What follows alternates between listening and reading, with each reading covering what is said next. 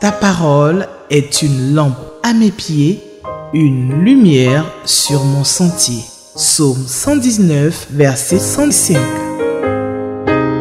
La méditation.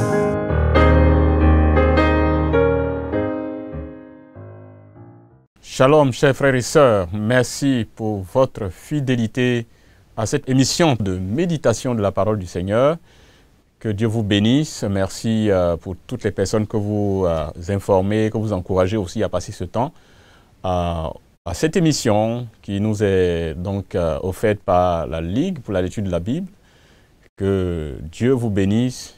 Merci de garder cette habitude, cette fidélité et de la transmettre autour de nous, à nos frères, à nos sœurs, à nos amis, à nos enfants, pour que la méditation de la parole de Dieu fasse partie de leurs habitudes, soit une tradition de leur vie qu'ils transmettent de génération en génération. La parole de Dieu nous l'enseigne, elle nous l'encourage à garder ce temps, à lire quotidiennement la parole de Dieu et à méditer quotidiennement la parole de Dieu et à mettre en pratique ce qui est écrit. Et c'est alors que nous allons réussir dans chaque aspect de notre vie. Je dis bien dans chaque aspect de notre vie. La parole de Dieu touche à tous les aspects de notre vie, Dieu étant notre Créateur, nous connaissant mieux que quiconque. Tout ce qu'il dit dans sa parole s'intéresse à tous les aspects de notre vie. Si nous méditons la parole de Dieu, selon la parole le message de Josué, si nous gardons ce que le Seigneur nous a dit, que nous mettons cela en pratique, nous réussirons, nous vivrons dans la joie, dans le bonheur, jusqu'à ce que le Seigneur vienne nous chercher. Nous allons prier et confier ce temps de méditation entre les mains de notre Seigneur. Prions notre Dieu. Père Céleste, nous te rendons toute la gloire. Merci pour ce jour que tu nous accordes, pour la grâce que tu nous accordes d'entendre ta voix, de lire ta parole. D'abord parce que nous sommes en bonne santé, mais aussi parce que c'est une grâce pour nous d'avoir ta parole. Beaucoup de personnes n'ont pas cette occasion et nous voulons, Seigneur, te dire merci. Permets que ce que nous allons entendre puisse rester gravé sur la table de nos cœurs pour que nous puissions mettre cela en pratique, pour que ton nom soit glorifié dans notre vie. Merci d'être avec nous maintenant. Au nom de Jésus, nous avons prié, Père. Amen. Alors, notre texte de ce jour est tiré du livre des Nombres.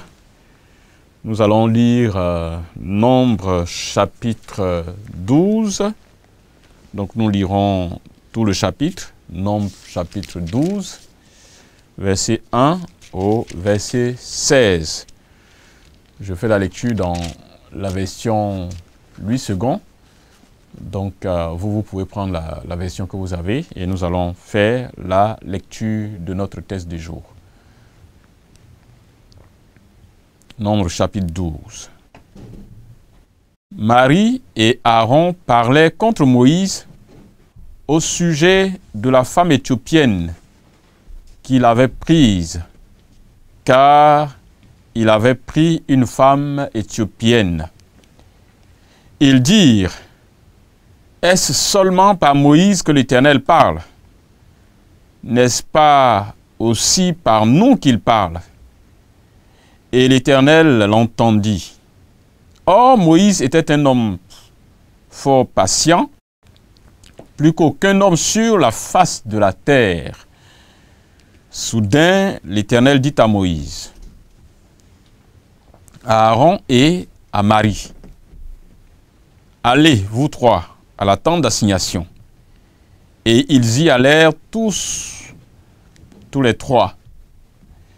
L'Éternel descendit dans la colonne de nuée et il se tint à l'entrée de la tente. Il appela Aaron et Marie, qui s'avancèrent tous les deux. Et il dit: écoutez bien mes paroles. Lorsqu'il y aura parmi vous un prophète, c'est dans une vision que moi, l'Éternel, je me révélerai à lui. C'est dans un songe que je lui parlerai. Il n'en est pas ainsi de mon serviteur Moïse. Il est fidèle dans toute ma maison. Je lui parle bouche à bouche et je me révèle à lui sans énigme. Et il voit une représentation de l'Éternel. Pourquoi donc n'avez-vous pas craint de parler contre mon serviteur, contre Moïse? La colère de l'Éternel s'enflamma contre eux, et il s'en alla. La nuée se retira de dessus la tente, et voici, Marie était frappée d'une lèpre, blanche comme la neige. Aaron se tourna vers Marie, et voici, elle avait la lèpre. Alors Aaron dit à Moïse, de grâce, mon Seigneur, ne nous fais pas porter la peine du péché que nous avons commis en insensé et dont nous nous sommes rendus coupables. Oh, qu'elle ne soit pas comme l'enfant mort-né, dont la chair est à moitié consumée quand il sort du sein de sa mère. Moïse cria à l'Éternel en disant, « Ô Dieu, je te prie, guéris-la. » Et l'Éternel dit à Moïse, « Si son père lui avait craché au visage, ne serait-elle pas pendant 7 jours un objet de honte, qu'elle soit enfermée 7 jours en dehors du camp, après quoi elle y sera reçue. » Marie fut enfermée 7 jours en dehors du camp, et le peuple ne partit point jusqu'à ce que Marie fût rentrée. Après cela, le peuple partit de Hatséroth et il campa dans le désert de Paran. Jusqu'ici, notre lecture, notre test. Qu'est-ce que ce test nous apprend sur Dieu le Père, Dieu le Fils ou Dieu le Saint-Esprit? Est-ce qu'il y a une vérité que Dieu nous révèle dans ce test? Ce sont deux questions qui vont donc conduire notre méditation autour de ce test. C'est clair que nous voyons ici que la question au cœur ici, c'est des murmures contre Moïse, leader que Dieu a choisi pour diriger son peuple et le faire sortir de l'Égypte. Et c'est contre lui qu'il y a ces murmures. Dieu déteste les murmures contre lui et contre ses serviteurs. Dieu déteste les murmures sans fondement valable. Et nous voyons que dans les textes qui précèdent, il y a encore eu des choses pareilles où c'est le peuple qui a commencé à murmurer contre Dieu. Et Dieu a dû donc prendre des décisions vigoureuses, où il a fait descendre le feu du ciel, mais aussi Dieu s'est enflammé, sa colère s'est enflammée quand le peuple a murmuré en disant on se sentait mieux en Égypte. On mangeait des melons, on mangeait plein de choses, des concombres. Et pourquoi il n'y a pas de viande? Ils ont réclamé ça et le texte dit que c'était par convoitise. Ils ont murmuré contre Dieu. Et Dieu, sa colère s'est enflammée. Nous sommes aussi dans un cas similaire. Et cette fois-ci, c'est murmure contre les serviteurs de Dieu, contre Moïse. Et donc, ça monte de l'équipe restreinte. Les 3 personnes qui sont dans l'équipe, qui travaillent, les 2 personnes qui travaillent avec Moïse, donc les 3 personnes, les 3 membres de l'équipe. Et bien entendu, ici, c'est plutôt ses 2 frères, c'est son frère et sa sœur. Josué n'est pas avec eux ici, mais c'est les 2 là qui vont murmurer contre Moïse. Et qu'est-ce que le texte dit? Ici, ils se plaignent que Moïse ait marié une femme éthiopienne. Est-ce que la femme de Moïse était déjà décédée? mais ils ne sont pas d'accord et ils se plaignent. Le texte ne donne pas beaucoup de détails sur la femme éthiopienne. On sait que quand les gens sont venus de l'Égypte, le texte biblique parle de ramassis, donc des gens qui se sont joints, qui ne sont pas juifs, mais qui se sont joints au peuple et qui sont sortis avec le peuple. Évidemment, il y a aussi parmi ces gens ceux qui ont certainement adhéré à la religion juive, décidé de suivre le Dieu des Juifs, et qui sont certainement parmi eux. Mais le texte ne donne pas beaucoup de précisions sur d'où vient cette femme. Est-ce qu'elle est venue carrément en dehors du camp, donc pas parmi l'équipe qui est venue de l'Égypte? Le texte ne le dit pas. Mais il murmure contre Moïse d'avoir marié une femme égyptienne. Mais ce qui transparaît dans leur plainte, dans leur murmure, c'est que c'est comme si automatiquement ils veulent s'imposer à Dieu comme étant des remplaçants de Moïse. Donc la question qu'on voit, on a comme l'impression que ce n'est même pas seulement, ce n'est même pas véritablement la question du mariage avec l'Éthiopienne, mais simplement peut-être une jalousie, et on trouve tout de suite l'occasion de dire mais est-ce que c'est à lui seul que Dieu parle? Dieu peut aussi nous parler, donc proposer à Dieu en quelque sorte une alternative. Nous sommes mieux que Moïse, tu peux parler par nous et laisser de côté Moïse. Et ça, c'est ce qu'ils sont en train de dire ici. Comme si la question de la femme éthiopienne n'était simplement qu'un prétexte. Sinon, ce n'est pas à eux l'initiative du choix de celui qui doit remplacer Moïse, mais de celui qui doit parler, par qui Dieu doit parler. C'est Dieu qui choisit par qui il parle à son peuple. C'est Dieu qui a choisi Moïse pour qu'il vienne parler à son peuple. Et après, quand Moïse a dit qu'il n'arrivait pas, qu'il bégayait, qu'il ne serait pas en mesure de parler devant le pharaon, que Dieu a dit ok, je t'associe à Aaron pour parler, pour être ta bouche.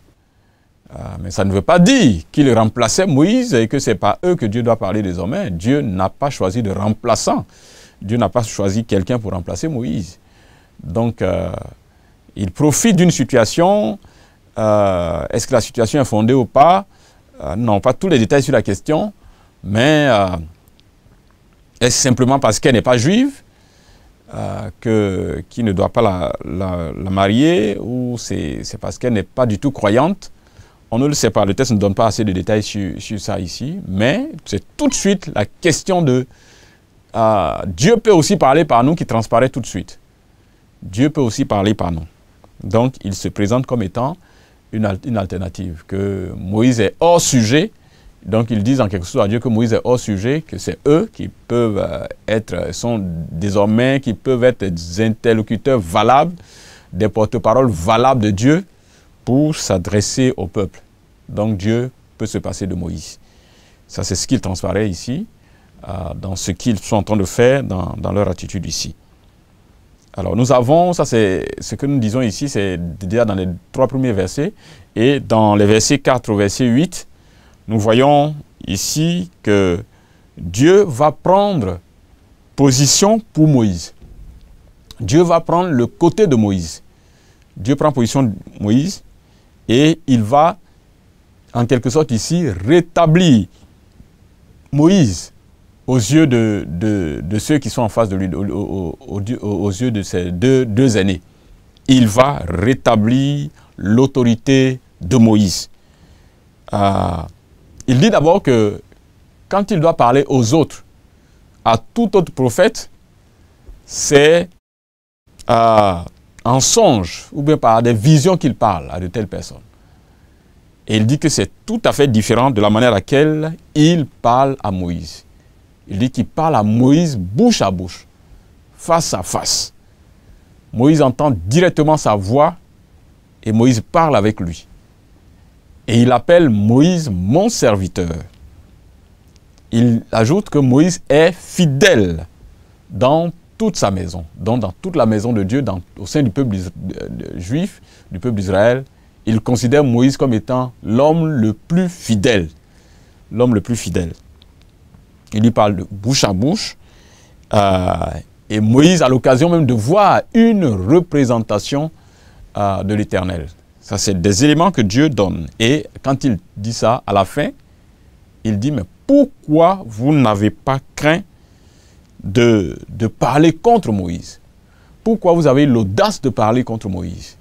Donc Dieu se met du côté de son serviteur pour protéger son autorité contre ceux qui s'attaquent à lui et qui pensent que Dieu peut s'éloigner, Dieu peut se débarrasser de lui pour qu'il puisse le remplacer. Donc ça, c'est ce qui se passe, que Dieu est en train de faire ici. Dieu rétablit l'autorité de Moïse. Dieu rétablit l'autorité de Moïse. Mais ça ne restera pas comme ça, il va sanctionner. Il va sanctionner Myriam, et ici clairement, parmi les deux, dans les textes, donc les versets 9 à 16, nous voyons donc que Dieu va sanctionner Myriam, certainement parce que c'est elle qui devait être porteuse de ce murmure, le chef de file, la chef de file de ces murmures donc engagés contre Moïse. Parce que le texte dit que c'est elle qui a été frappée de lèpre et elle va être donc mise hors du camp pendant 7 jours. Moïse va intercéder, demander à Dieu de lui pardonner, de la guérir, mais Dieu décide d'être ferme et d'exécuter la sanction contre elle et elle va être mise hors du camp, frappée de lèpre, et à cause d'elle, le camp ne va pas bouger, le peuple ne va pas bouger pendant 7 jours, et c'est à la fin de ces 7 jours, quand elle a déjà fini d'écoper de la sanction de Dieu, que le camp va être levé et le peuple va se mettre en mouvement. Donc ça, c'est la sanction, la colère de Dieu. Première chose donc, il y a les murmures sous un faux prétexte, certainement, et Dieu va prendre le côté de son serviteur pour rétablir son autorité et Dieu va sanctionner. Ce texte nous apprend un certain nombre de choses, nous révèle un certain nombre de vérités. Dieu est celui qui protège l'autorité de ses serviteurs. C'est lui qui les a établis.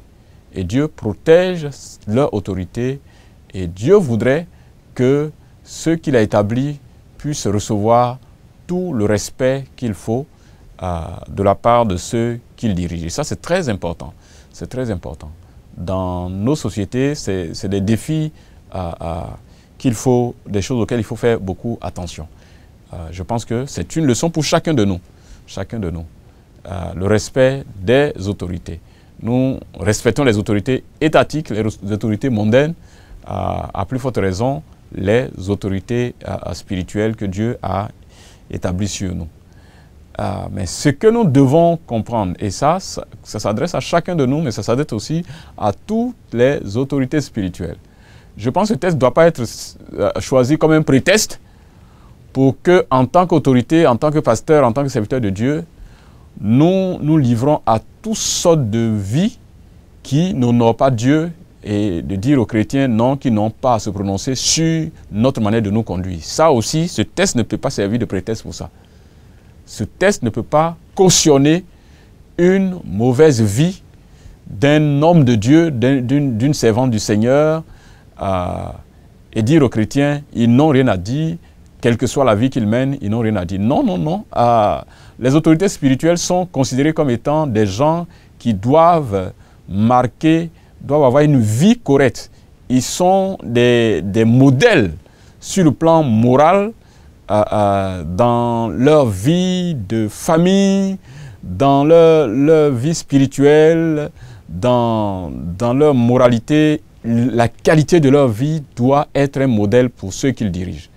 Donc, on ne peut pas prendre ce texte pour dire on n'a rien à dire sur l'homme de Dieu quelle que soit la vie qu'il mène, même si c'est une sale vie, même si c'est une vie désordonnée, c'est à Dieu de le juger. Non, nous avons la responsabilité de veiller sur notre conduite, parce que cela doit aider les chrétiens que nous dirigeons à pouvoir aussi marcher fidèlement avec le Seigneur. Si nous donnons de mauvais exemples, nous sommes en train de détruire le troupeau que Dieu, à la tête duquel Dieu nous a placés en tant que serviteurs de Dieu.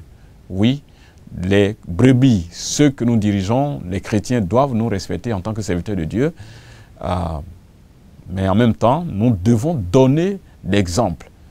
Nous devons respecter la parole de Dieu pour que nous méritions le respect de ces personnes. Nous devons honorer Dieu par notre manière de le servir, par notre vie morale, par la qualité de notre marche avec le Seigneur, pour qu'il n'y ait pas de faille, qu'il n'y ait pas de raison que le monde salisse le nom de Dieu à cause d'un serviteur de Dieu. Certainement qu'il y a quelque chose que le texte ne nous dit pas clairement. Moïse est quand même celui par qui Dieu donne les principes qui guident ce peuple. Et je pense que Moïse ne peut pas se permettre une déviation qui va vraiment être préjudiciable pour la vie de tout le peuple qu'il dirige. Ce serait compliqué. Donc, est-ce simplement par xénophobie, ok, on est juif, on est peuple de Dieu, on ne doit pas se marier à d'autres peuples, même si ces gens ont adoré à la foi juive et qu'ils suivent le Dieu d'Israël. Parce que parfois, ça peut arriver. On se dit, même s'il marche avec le Dieu d'Israël, le fait simplement qu'il ne soit pas juif, allez, on ne veut pas une telle femme. Et malheureusement, ça peut arriver où on arrive à ce stade. Non, on entend des gens dire, par exemple, dans nos communautés, cette femme, telle personne n'est pas de notre ethnie, il ne faut pas la marier. Simplement parce qu'elle n'est pas de notre ethnie. On met carrément de côté le fait que la personne est une chrétienne. Elle a accepté Jésus comme son Seigneur et Sauveur. La personne suit Dieu, mais le simple fait qu'il ne soit pas de notre culture, qu'il ne soit pas de notre pays, qu'il ne soit pas de notre ethnie, ou que moi je sois de la peau noire et que la personne soit blanc, ou que telle personne soit blanche et que telle autre soit noire, on dit non, on ne peut pas avoir de mariage simplement parce que nous ne sommes pas de la même couleur. Non. Et je pense que ça, Dieu ne peut pas accepter, Dieu ne peut pas nous permettre de continuer à marcher dans une telle voie, mais Dieu ne veut pas que nous épousions quelqu'un qui ne partage pas la foi que nous professons par rapport à la parole de Dieu. Et je pense, peut-être que nos recherches nous aideront à mieux comprendre cette question.